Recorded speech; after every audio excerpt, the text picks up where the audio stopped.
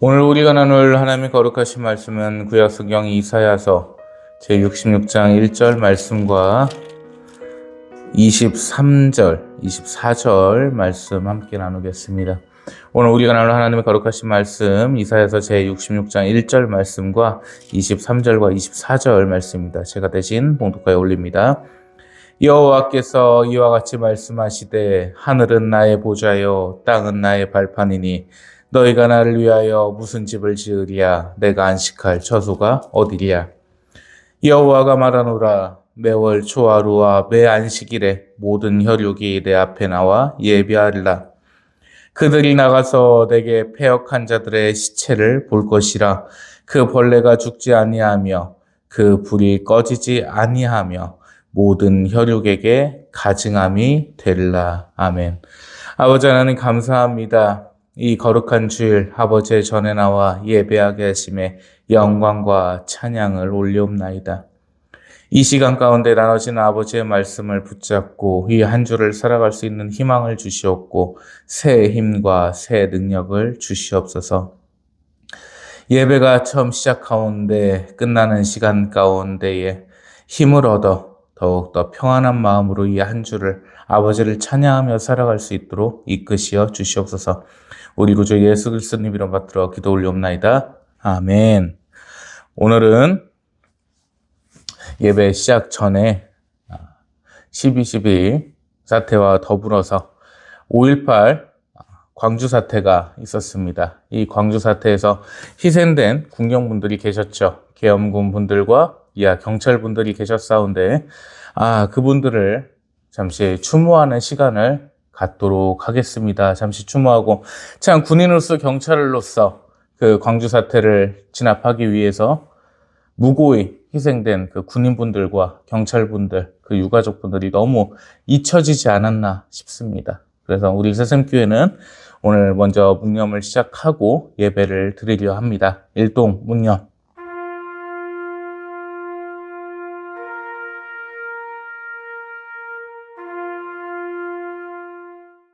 바로 그 영화 서울의 봄이 이제 개봉을 했죠.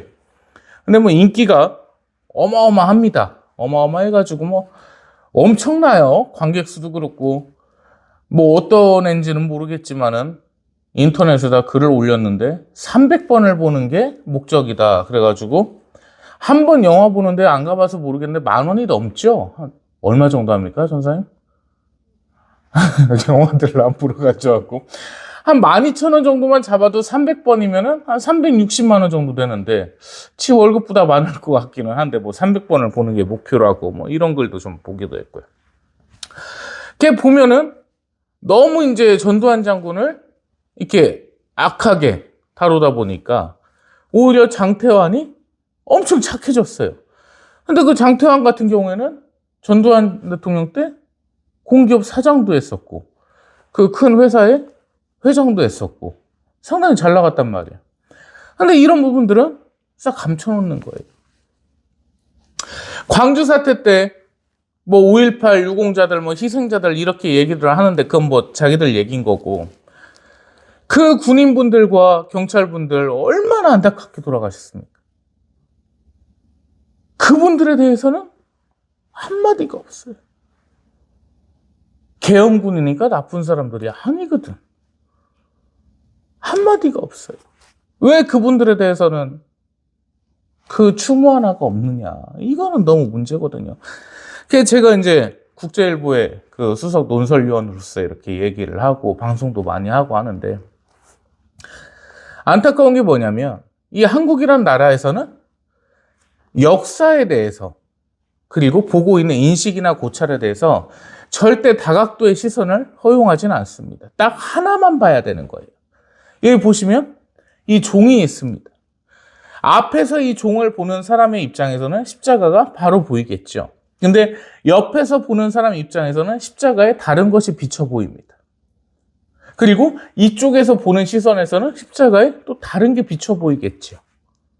그리고 이 종을 뒤에서 보면 이렇게 칠 수 있는 버튼까지 있습니다. 이런 거를 보질 않아요. 그냥 어릴 때부터 이거 하나의 시선만을 가르쳐주고서 이것만 보는 것을 가르치는 거예요. 그래서 한국교회가 이 모양까지 왔습니다. 지난 시간에 이 이사야서를 보면서 패역하고 망해가는 백성들을 우리가 볼 수가 있었고, 이제 하나님께서 그들을 심판하시는 것을 보게 됐죠. 오늘 66장 그 1절 말씀에서 이렇게 말씀하십니다. 내가 거할 처소가 어디냐? 각 사람은 하나님의 거룩한 성전입니다. 하나님께서 만들어 놓으신 귀한 존재거든요. 그런데 하나님께서 그 만들어 놓은 귀한 존재 중에 머무를 데가 없다 하십니다. 왜? 거룩함이 없습니다. 하나님을 경외함이 없습니다. 하나님을 예배함이 없습니다. 그게 그 시대입니다. 그리고 23절과 24절에서 말씀하십니다. 여호와가 말하노라 매월 초하루와 매 안식일에 모든 혈육이 내 앞에 나와 예배하리라. 아버지를 믿는 자들이, 아버지의 거룩한 택함받은 백성들이 아버지를 예배함을 말씀하십니다. 그 안식일에 모든 아버지의 백성들이, 아버지의 자식들이, 자녀들이 아버지께 예배합니다. 그런데 문제가 있습니다. 그 택함받은 자들이 보는 게 하나 있죠. 24절이죠. 그들이 나가서 내게 패역한 자들의 시체를 볼 것이며 그 벌레가 죽지 아니한다. 그 불이 꺼지지 아니한다. 아멘. 이 말씀이 뭐냐면 아버지를 등 돌렸던 자들, 하나님 아버지를 믿지 아니했던 자들, 그들이 멸망하는 모습입니다.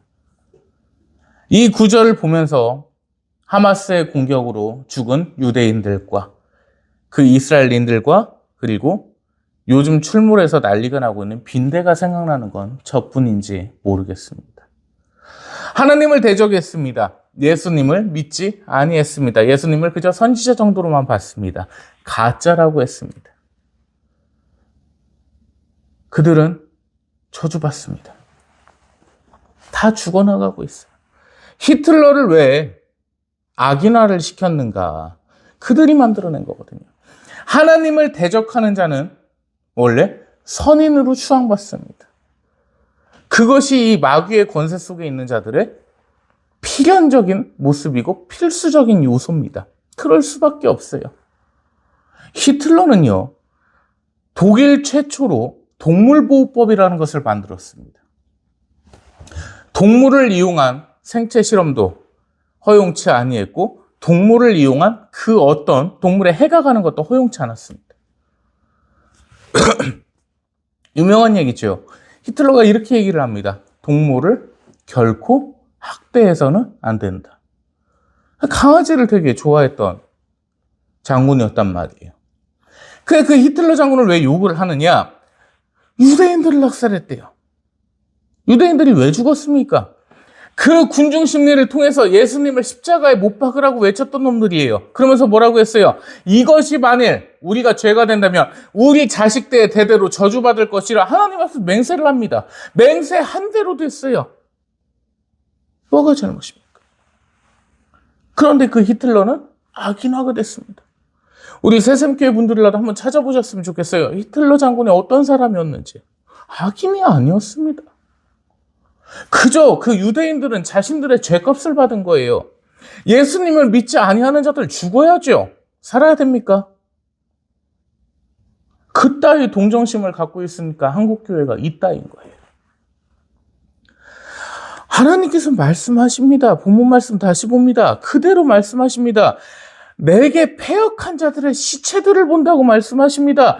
택함받지 못한 자들, 하나님을 뒤돌아서는 자들, 하나님을 대적하는 자들은 멸망하게 돼 있습니다. 죽게 돼 있습니다. 결코 그것을 벗어날 수가 없습니다. 당연한 얘기거든요. 그런데 냉철함이 사라졌고 냉정한 시선이 사라졌습니다. 그것이 오늘날의 기독교입니다. 무조건 동정적인 휴머니즘, 인본주의 사상에 쩌들어 있습니다.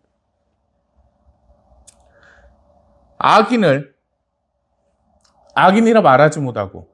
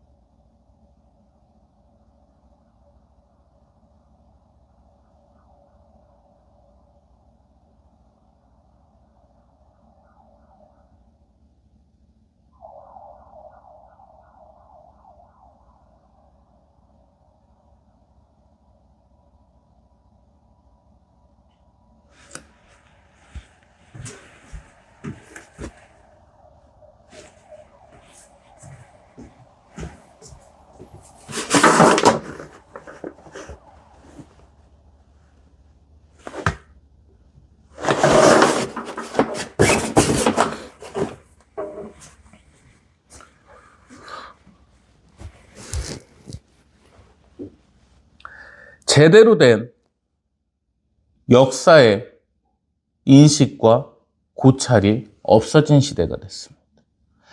교회의 모습에 대해서 냉정하게 판단하거나 냉철하게 현명하게 바라볼 시각조차도 있지 않습니다. 그것이 오늘날이거든요. 그냥 딱 봐도 그렇게 돼 있습니다. 그 누구도 교회가 잘못된다고 한다면 그것을 냉철한 시각을 가지고 한마디 말 한마디 못합니다. 그저 남들이 하는 대로 따라갑니다. 예수님을 못 박으라고 했었던 그 유태인들의 모습과 똑같습니다. 그저 남들이 하니까 괜찮은 겁니다. 그게 군중심리거든요. 그런데 아버지께서는 그들을 패역하다고 이 이사야서 말씀에 말씀하십니다. 없습니다. 없습니다. 교회가 이렇게 썩어가고 부패되고 쓰레기가 된 것은 목사들의 사리사욕 때문이었습니다. 성도들이 좀 높여주고 교인들이 높여주고 하니까 자신들이 무엇이 된 마냥 행동하다 보니 그것을 또 교인들이 받아주다 보니 누구 하나 냉철하게 얘기 하나 하지 않아 하고 군중 심리에 이끌려서 인정을 하다 보니 그따위로 된 겁니다. 전혀 성경적이지가 않죠. 성경에 빗대어 그 어떠한 오름 하나도 없는 것이 오늘날의 기독교입니다. 특히나 한국교회의 모습입니다. 역사의 인식과 그리 똑같을 수가 없어요. 역사의 인식이라고 하면 다양한 각도에서 사실을 찾아나가는 것이 그것이 바로 역사입니다. 승자에 의해서 쓰여지는 것이 역사가 결코 아닙니다. 역사는 있는 사실 그대로가 존중돼야 됩니다. 하물며 아버지 하나님 말씀은 있는 그대로 받아들여야 됩니다. 그 어떠한 문자주의도 통하지 않습니다. 그 어떠한 인본주의도 그 어떠한 강에도 통하지 않습니다. 그저 하나님의 말씀 그대로 믿어야 되는 것이 기독교인의 본분입니다. 오늘 말씀 보시면 이사야서 제 66장 21절 말씀 한번 보시겠습니다. 이사야서 제 66장 21절 말씀 제가 봉독해 올립니다. 나는 그 가운데서 택하여 제사장과 레위인을 삼으리라. 여호와의 말이니라. 아멘. 이 황폐되고 저주받으며 심판받은 자들 가운데서 그 가운데서 택해서 제사장을 삼으신답니다. 레위인을 삼으신답니다. 레위 지파는 어떤 지파입니까? 하나님을 찬양하며 하나님께 예배하는 것을 담당하는 자들입니다. 그 지파를 원래의 레위인들이나 제사장들이 아니라 그 핏줄이 아니라 모든 자들 중에서 하나님을 찬양하는 자들 중에 예배하는 자들 중에 찾으신다 말씀하십니다. 오늘날의 시대입니다.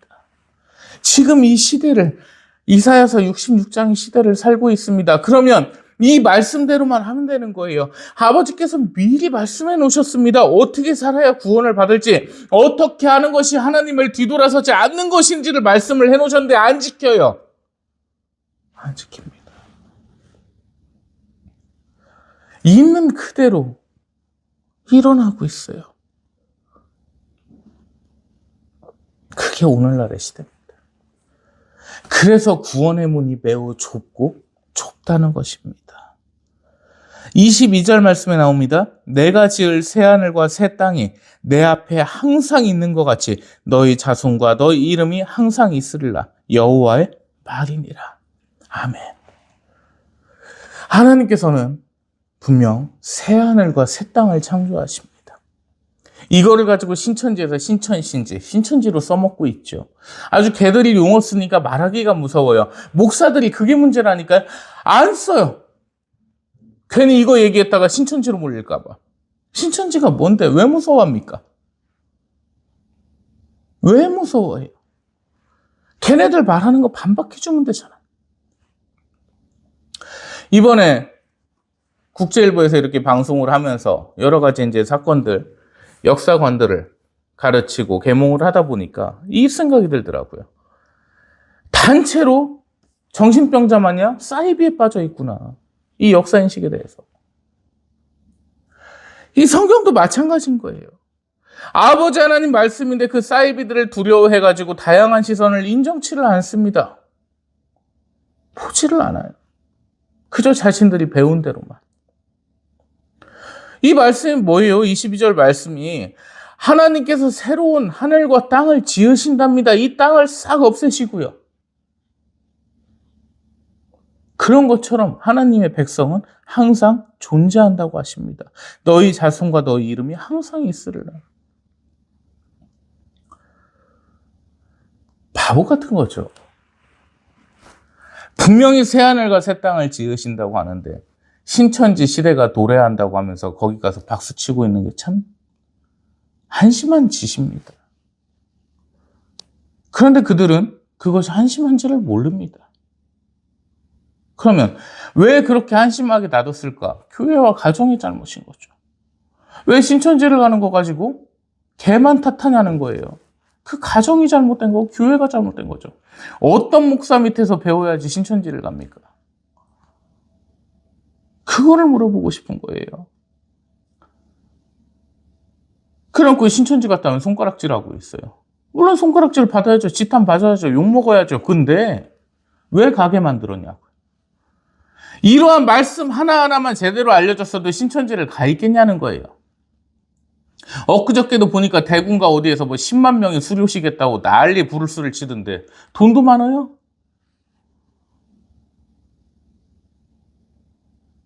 이게 한국교회 모습입니다. 어떻게 된 게 정통교회는 청년들이 줄어들고 있고 사이비 이단들에는 사교들에는 청년들이 넘쳐나고 있고 이게 현실이거든요. 왜 이따위로 만들어놨어요? 그 목회자들한테 물어보고 싶은 거예요. 왜 이따위로 만들어놨어요? 근데 필연적이고 당연한 겁니다. 지금 우리는 이 시대에 살고 있으니까. 그러한 시대에 살고 있으니까 그럼 어떻게 해야 돼요? 깨 있어야죠. 역사 인식 하나 제대로 못 깨는데 어떻게 성경 말씀에 대해서 신앙에 대해서 깨인 생각을 갖겠습니까? 안 됩니다. 이번에 국제일보 이 촬영 보면서 안중근 얘기도 들었고 안중근하고 또 누굽니까? 유관순 얘기도 했었고 댓글 달리는 거 보니까 가관이에요. 조선족들이 간첩 새끼들을 풀어놔가지고 말이 앞뒤가 안 맞아요. 독해를 해야 돼. 일본말도 아니고. 내가 차라리 일본말 같으면 잘 하니까 한자라도 읽어갖고 알겠네. 앞뒤가 안 맞아요. 여자를 요자라고 써놓지를 않나. 뭐 사투리가 아니고 희한한 거 있죠. 그러니까 조선족들이 팝하고 돌려갖고 쓰는가 봐요. 그러면서 한다는 소리가 어디 그따위 소리를 하는지 모르겠는데 안중근 살인자다 맞잖아요. 이토 히로부미 통감이 그 당시에 뭐 하던 사람이었습니까? 통감도 아니었어요. 물러나서 일선에서 물러나 있었습니다. 그 양반은. 그리고 이토 통감은 누구보다 조일 합방을 반대했던 사람입니다. 공식적으로는 이래요. 이토 통감이 조정에다 그렇게 얘기를 합니다. 지금 합방을 한다면 뿌리 깊은 반일 사상이 조선인들에게 박힐 겁니다. 우리가 아무리 잘해준다고 한들 나중을 생각하십시오, 천황폐하. 이렇게 이제 얘기를 했단 말이에요. 그건 공식적인 거고 비공식적인 건 뭐냐면 제가 통감을 해봐서 하는데 이 조선이 70%가 노비 새끼들입니다. 그 노비들을 가지고 합방을 하면 걔네들 수준 절대 안 됩니다. 그냥 걔들 노비로 살게 해야 됩니다. 이게 이제 비공식적인 거란 말이에요. 어쨌든 반대를 했어요. 연유가 전자든 후자든 간에. 근데 안중근이 이토 통감을 죽였습니다. 그럼 조일 합방을 하는 인사는 한 명도 없어졌어요. 그래서 합방이 돼버렸단 말이에요. 이걸 잘했답니다. 안중근이 왜 이토 통감을 살해했느냐 재판정에서 물어보니까 유명하게 두 마디를 했죠. 천황폐하의 아버지를 살해한 죄, 아시아 평화권을 침탈한 죄, 이렇게 써놨단 말이에요. 누구보다 천황폐하의 충신이었고 충직한 백성이 되고 싶은 자였단 말이에요. 안중근은. 그런데 그것도 말이 어폐가 안 맞는 게 이토 통감도 대신이었단 말이에요. 천황폐하의 신하였습니다. 근데 천황폐하의 신하를 죽였으면 그거는 대역죄인인 거예요.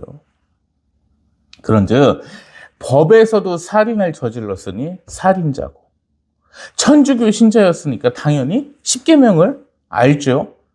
살인하지 말라를 어겼으니 살인자고, 무고한 살인을 했잖아요. 그냥 살인이 아닙니다. 십계명에 있는 살인은 무고한 살인을 얘기합니다. 무고한 살인을 했어요. 그래놓고 한다는 얘기가 안중근은 우리나라를 지켜줬답니다. 진짜 꼴값을 떨고 있습니다. 역사를 어떻게 그렇게 배우는지요. 그러니까 하나만을 배우다 보니까 그것만 돼야 되는 거예요. 똑같아요. 신천지에서 C가 말씀이라고 합니다. 그 마태복음 말씀에 한 절 나오는 거를 가지고 C는 무조건 말씀이래. 성경 전체에 나오는 C가 다 말씀이랍니다.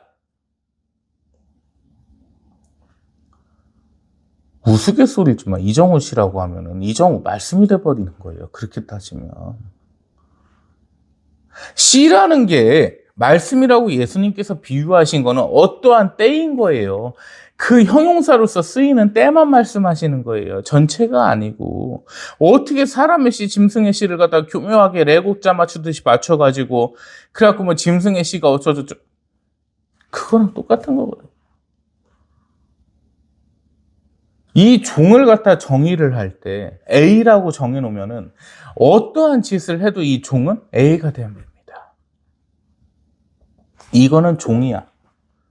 여기서 이 가운데 이거를 없애버린다고 칩시다. 그럼 이게 종입니까? 종이 어떤 게 되는 것이죠? 없어져도 종인 거예요. 그냥 그거 하나만 봐야 되는 거예요. 이러한 인식을 갖고 있는 한국인들한테 과연 교회가 어떤 의미입니까? 남들이 하는 대로 그대로 해야 되는 거예요. 교회에서 장사하지 말라고 하셨거든요, 분명히. 근데 어디 교회 예배당에다가 자판기 갖다 놓고 밥 주는데 돈 받아 처먹고 식권 팔고 떡 팔고 들기름 팔고 그 짓거리 하면서 남들 다 하니까 괜찮다. 말씀 어기는데. 도대체 노비 자식들을 낳아서 그런 건지 못 배워서 그런 건지 마귀의 수하라서 그런 건지 이해를 할 수가 없거든요. 도저히 아무리 생각을 해도. 교회가 언제부터 개인 사업장이 됐습니까? 오늘은 교회의 본질에 대해서 한번 얘기를 나눠보고 싶은데요. 하나님을 믿기 위해서 그리고 하나님의 말씀을 전해 듣기 위해서 신앙을 가진 자들이 모인 데가 교회 아닙니까? 그게 교회의 본질인데. 로타리 클럽 봉사만 하러 가도 음료수 공짜로 줘요. 소주, 맥주, 콜라, 사이다, 판타 다 있습니다. 무료로 먹게 돼 있어요. 근데 교회에서 돈 받고 자판기 놓습니다. 말이 됩니까? 진짜 웃기죠. 그런데 그거에 대해서 잘못됐다고 말하는 사람이 한 사람도 없다는 게 더 쇼킹한 거예요. 이스라엘에서 수많이 죽고 있습니다. 그들 유대인들입니다. 하나님의 백성이 아니에요. 근데 그들 죽는 거 안타깝고 안타깝답니다. 왜 그럴까요? 결국 성경이 무너지는 시대이기 때문에 그렇습니다. 17절 말씀 한번 보실까요? 66장 16절과 17절 말씀 봅니다. 여호와께서 불과 칼로 모든 혈육에게 심판을 베푸신즉 여호와께 죽임당할 자가 많으리니 스스로 거룩하게 구별하여 스스로 정결하게 하고 동산에 들어가서 그 가운데 있는 자를 따라 돼지고기와 가증한 물건과 쥐를 먹는 자가 다 함께 망하리라. 여호와의 말씀이니라. 아멘. 18절도 같이 보겠습니다. 내가 그들의 행위와 사상을 나누라. 때가 이르면 문나라와 언어가 다른 민족들을 모으리니 그들이 와서 나의 영광을 볼 것이며. 아멘. 망해가는 하나님을 대적했던 멸망의 길을 스스로 자초했던 자들의 모습이 이 말씀에 나옵니다. 하나만을 보고 있습니다. 지금이 그런 시대입니다. 교회는 점점 힘을 잃어가야 됩니다. 그것이 마귀가 원하는 것입니다. 그리고 교회는 점점 세속적이 되어야 됩니다. 그것이 마귀가 원하는 것입니다. 이 이사야서 66장 말씀대로 지금 시대가 그대로 되고 있습니다. 그러면 목사님, 회개하는 자가 많으면 이 말씀이 거둬질까요? 그렇지는 않을 겁니다.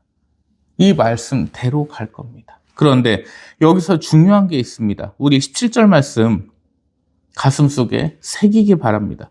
스스로 거룩하게, 스스로 정결하게. 내 스스로밖에 구원의 길이 없습니다. 내 스스로 구원의 길을 가야 됩니다. 누가 인도해 주지 않습니다. 나 스스로 거룩하게, 정결하게, 그리고 올바르게 분별해야 됩니다. 그 길밖에는 없습니다. 오직 나 스스로입니다. 그 누구도 인도해 주지 않습니다. 이러한 세태 속에서, 이러한 환경 속에서 어떻게 구원을 받아야 되느냐? 나 스스로밖에는 길이 없어요.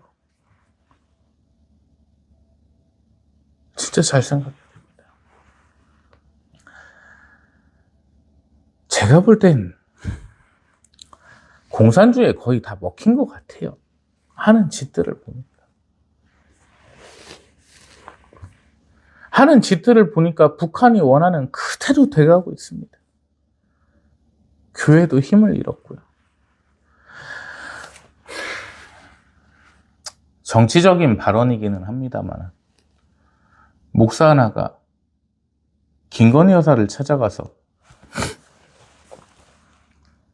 인터뷰를 한 걸로 지금 난리가 났죠. 그러면서 김건희 여사가 뭐 가르침을 뺏고 했다고 하는데 손님한테 어떻게 그럴 수가 있냐고 하는데 정말 바보같이는 보지 마십시오. 그것부터 볼 게 아니고요. 감기 들어서 아픈 사람한테 찾아가는 거 아닙니다. 왜 그건 생각을 못해요? 컨디션이 안 좋고 감기 들어갖고 그러고 있으면 안 가는 게 예의인 거죠. 억지로 찾아갔죠. 가방 사가지고서 미끼 던지듯이 그거 줬죠. 그게 잘못된 거예요. 그게 잘못된 거예요. 그거 가지고 욕하고 있습니까? 뭐 이 방송을, 이 설교를 보실지 안 보실지는 모르겠는데 한 말씀 드리고 싶습니다. 우파의 힘으로 당선이 됐기 때문에 비위는 뭐 맞춰준다, 뭐 그렇게 22년 9월 달에 말씀하셨다고 하는데 제가 볼 때는 우리 우파들이 실망하거나 이럴 필요가 없습니다. 좌파들이 그렇게 하는 거 보면 자기들 편에서 떠났기 때문에 까는 거예요. 절대 자기들 편이면 안 까죠. 그래서 희망은 있다 이렇게 생각하고 있습니다. 보수 우파밖에는 살 길이 없습니다. 지금 진짜 빨갱이는 멸절시켜야 되고요. 공산주의는 멸망시켜야 됩니다. 그런데 교회를 다니면서 그렇지 아니하다는 게 이게 참 골 때린 일이거든요. 스스로 거룩하게 구별해야 되고 정결하게 만들어야 됩니다. 그것이 기독교인의 본분입니다. 서울의 봄이란 영화 때문에 오늘 묵념을 하고 예배를 시작을 했는데요. 그 광주 사태로 인해서 희생하신 우리 계엄 군인분들, 경찰분들, 이 정확한 통계가 안 나와 있습니다. 20분이 넘는다고도 하고 5분이라고도 하고 그러는데 그 유가족분들께 심심한 위로의 말씀을 드립니다. 누군가의 자식으로서, 누군가의 아버지로서, 누군가의 또 귀한 남편으로서 그 광주 사태로 인해서 희생되셨는데 뭐라고 위로의 말씀을 드려야 될지 모르겠습니다. 80년 5월 달부터 시작해서 43년 동안 거의 거론이 안 됐던 걸로 알고 있습니다. 그 유가족분들 힘내십시오. 그 누구보다도 자랑스러웠던 남편이셨고 자제분이셨고 아버지였습니다. 그 말씀 이 새샘교회 목사로서 언론인으로서 꼭 드리고 싶습니다. 진정 거룩하고 구별돼서 생각하십시오. 그것이 구원받는 유일한 길입니다. 여기까지 하고요. 국제일보가 아버지 하나님 은혜 가운데 뭐 엄청난 이슈가 되고 있죠. 우리 이하영 형사님 한마디 한마디 쇼츠 올라갈 때마다 조회수 5천에 가뿐히 넘어가고 8,700회 만회를 달리고 있는데, 야, 뭐 인기가 하늘을 치솟듯이 많습니다. 근데 참 안타까운 게 조회수는 5,000회인데 좋아요는 15개 정도밖에 안 돼요. 이게 뭐 0.몇 프로밖에 안 되는데, 우리 새샘교회 분들이라도 국제일보 유튜브에 치면 바로 나옵니다. 국제일보 치시면 좋아요, 구독 꼭 좀 눌러주시고. 올바른 역사관 가짜고요. 우리가 그거에서 뭐 이득을 보겠습니까? 제가 옛날부터 생각했던 게 이단 사역을 오래 했잖아요. 그래갖고 이단 빠진 애들, 사이비 빠진 애들 찾아가면은 그 얘기를 해요. 너 돈 받았지? 사건 먹자! 뭐 이렇게 하거든요. 난 돈 안 받았거든. 이거 국제일보 논설위원으로서도 일을 하고 있으니까 너 일본에 돈 받았지? 매국노 새끼야! 이러거든. 난 돈 안 받았거든요. 꼭 돈 받았냐고 얘기를 해요. 돈 받으면 그렇게 얘기 못하죠. 양쪽 못 갑니다.